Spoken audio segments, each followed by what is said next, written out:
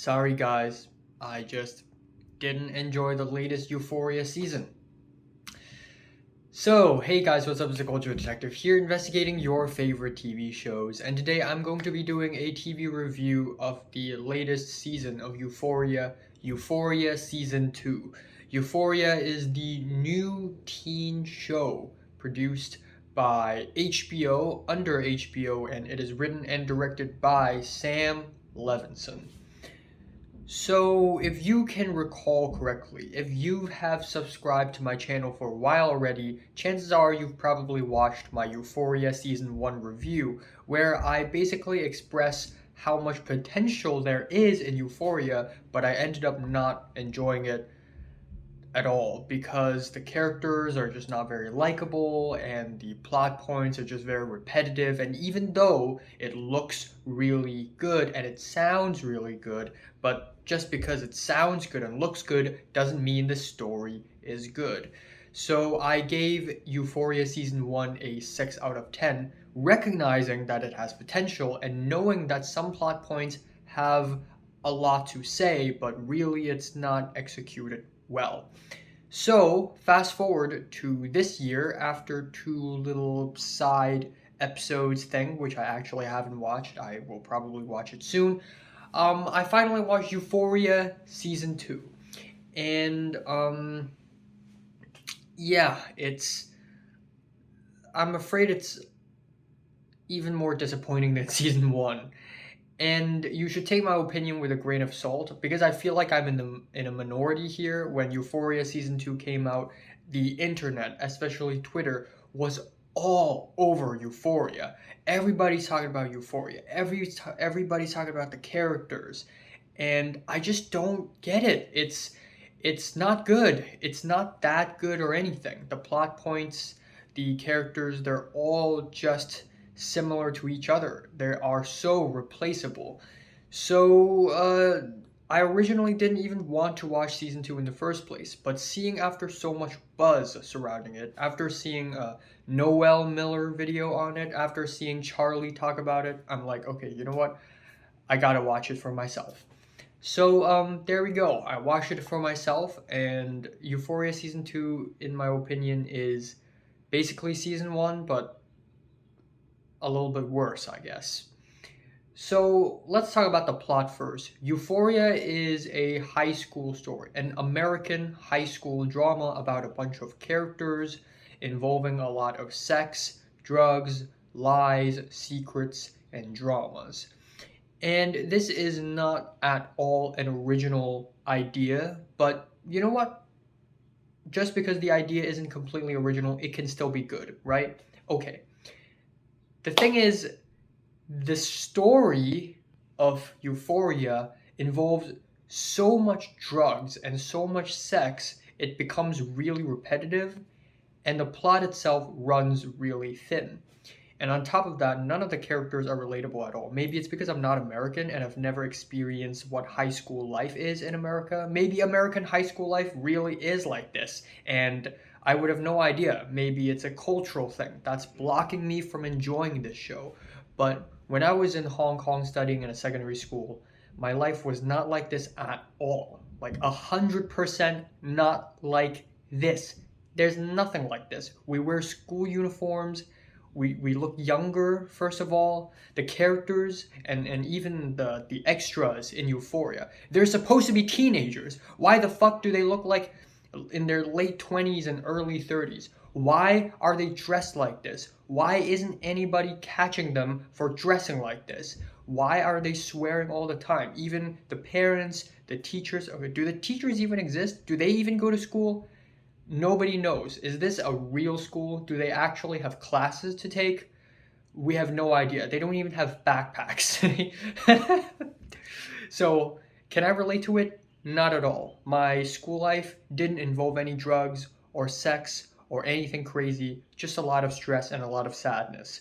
Okay, maybe it's a me thing and maybe it's a cultural thing. And you know what? If it's a cultural thing, I can set that aside. But still, I have to admit that Euphoria puts style over substance. Yeah, the cinematography is great. It has a lot of fancy camera movements, and I've never seen a teen show with such fancy ass camera angles and movements and edits, I have to admit. But then again, just because it looks good and sounds good, it doesn't mean the story is well written. And this story is very much character driven, so let's enter a segment where I talk about the characters I like and the characters I find incredibly boring. So let's talk about the likable characters. Of course, my favorite character here, same as season one, it's Fezco. He is very, very likable. Every time he's in the scene, I enjoy the scene. Simple as that. Every time he's not in the scene, I don't enjoy it as much. He is a genuinely great guy who has a troubled past. You want to see him succeed. He is not your average super nice dude. I mean, he deals drugs, but this moral ambiguity is kind of justified as well, and you just really, really want to see the guy win. Next up, we have Cal, aka Nate's father. And Cal, at first, I didn't care for at all because at first he's just this really intimidating, scary dude. But a little bit later in season 2, we realize that Cal has a vulnerable spot and he's a genuinely entertaining character. There's a scene where he drunk drives and goes into the bar, and even though not a lot happens in this scene, I actually genuinely enjoy this scene because Cal is entertaining as hell, and it's really interesting to see him be in a vulnerable spot and be dominated by instead of dominating someone else. Ali is another fantastic character. He is a 100% nice dude. Every time he's in the scene, I enjoy the scene. Every single dialogue he says, it's good. I just like seeing him. And also Lexi, Maud Apatow's character, Lexi, and I'm not gonna say she's likable. And I know in a world like Euphoria, where everybody's crazy doing lots of drugs and sex, we all need a normal character like Lexi. But and I like that idea, but Lexi doesn't really provide much to the story at all, other than the last 2 episodes of this season, which also don't really serve much of a purpose. All right, let's talk about the boring characters. Nate, he's boring as hell. This may be a controversial opinion, but Nate is really fucking boring. He's a boring ass character, and the show tries its really, really best to make him as interesting as possible, but it just doesn't work. He just falls flat for me.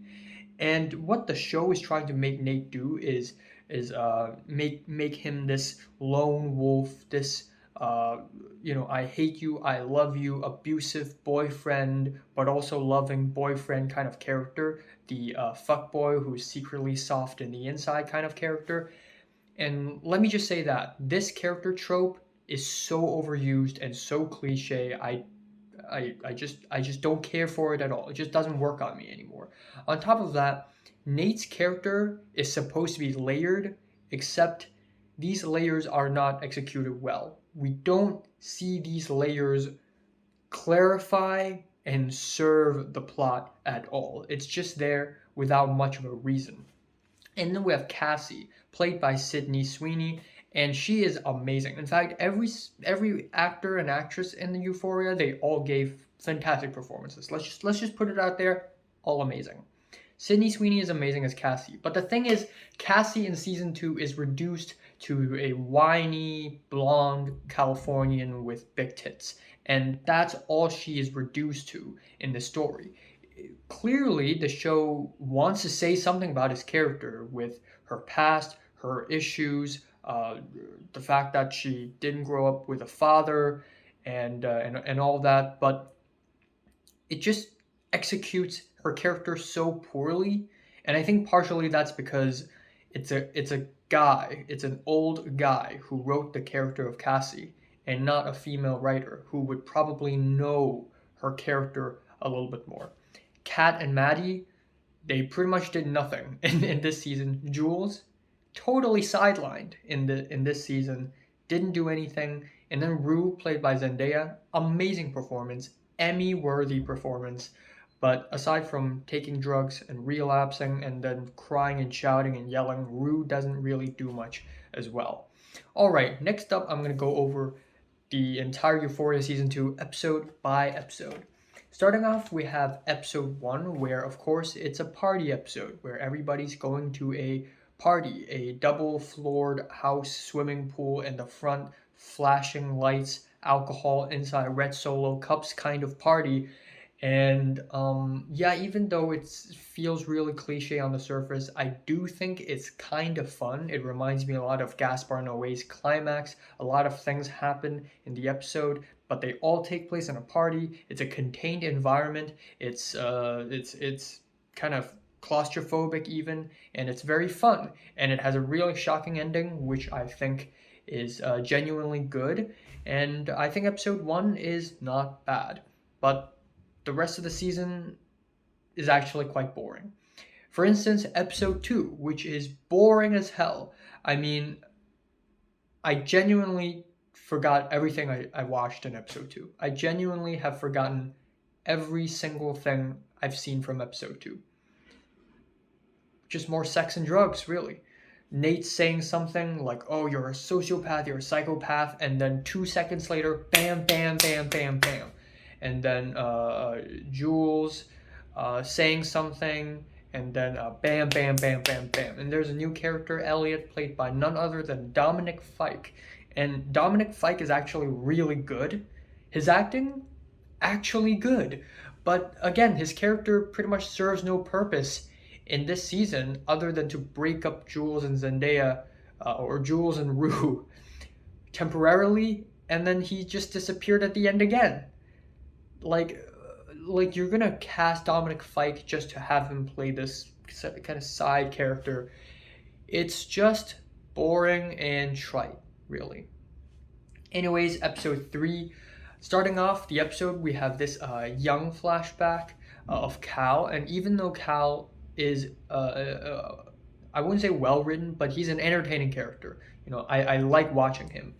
But the flashback of Cal when he's young, he's exploring sexuality, performing cunnilingus, kissing a boy. It's not interesting at all. It doesn't serve any purpose to the plot other than reinforcing his character. But there are so many, like thousands of other ways to reinforce Cal's character so much more interestingly than this sexuality flashback thing. It's just cliche at this point. And then for the rest of the episode, it's either a hit or miss. It's either boring scenes or 2 scenes that I actually genuinely enjoy. Okay, I actually need to leave very soon. So 2 scenes that I actually genuinely enjoy from episode 3 is a scene where Cal interacts with Fez. 2 interesting characters in the same scene, great chemistry. And it is in this scene when Ash hit Cal with the bottom of his gun. This scene humanizes Cal, and I think it makes him more interesting. And then we have a segment in episode 3 where we see Lexi's play, and the show temporarily becomes this documentary, and it's very fun, it's very meta, very creative, and I genuinely enjoy it. But overall, kind of boring. Episode 4, even more boring. Again, the Cal being drunk, entering a bar scene, that's good. And the ending montage looks really good. It's really well edited. It's gorgeous. Vibes. But overall, again, extremely boring. Okay, let's talk about episode 5. Episode 5 is genuinely amazing. Episode 5 is actually really great. It's so damn great that it doesn't even feel like a Euphoria episode. I don't know why. It's like someone else wrote episode 5. The entire episode 5 basically takes place in the same day, and it's basically Rue having entering her lowest point, really wanting drugs and not being able to have drugs.